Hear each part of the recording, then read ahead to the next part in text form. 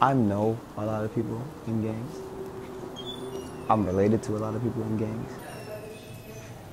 Um, I see gang activity almost, it's like on a daily basis. Gang activity is very prevalent. It has been for many years. It is largely geographically based, meaning that this end of the neighborhood is not in the same gang as or gangs as the other end of the neighborhood, say north of Delancey or Houston. So we have a very large swath of housing projects that really stretches all the way from right behind One Police Plaza on Madison Street, comes all the way down Madison to here, and then works its way uptown to 14th Street. One of the largest swaths of public housing in the city, including the largest public housing development, which is Baruch, which is like smack dab in the middle of it. In large part, every single one of those housing developments represents a different set or a completely different, distinct gang. Clearly, Lower East Side back in the 50s and 60s was called Alphabet City. It was very drug infested, and the park, Tompkins Square Park, was known as a place where you wouldn't normally go into. Of course, back in 1901 was typically Italian Americans, predominantly.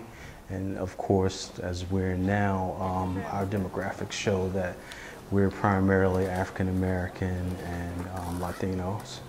My family was sort of distant from each other. Like, we lived in the same house, but we were just distant. We wouldn't talk to each other much. We wouldn't like help each other out or anything. So it's like in my house, it was like survival of the fittest. If you weren't fit, you just lose. I felt sort of alone. And a couple times I considered joining the gang because it was just something to occupy my time. I was getting sort of the attention from the people in the gang that I wanted from my family. But then I thought they were always getting into trouble. I mean, they have fun, but at what cost? There's a lot of family dysfunction, a lot of family upheaval, a lot of challenges around affordable housing and feeling a sense of permanency in a residence. Typically what we tell boys is, gangs only look for boys that are in need of something and they feel like they need a sense of belonging. Your alternative is the boys club, because here's a great opportunity for you to get a sense of belonging. People that are in gangs, they don't see it as a gang. They see it as like a brotherhood or like a family type thing.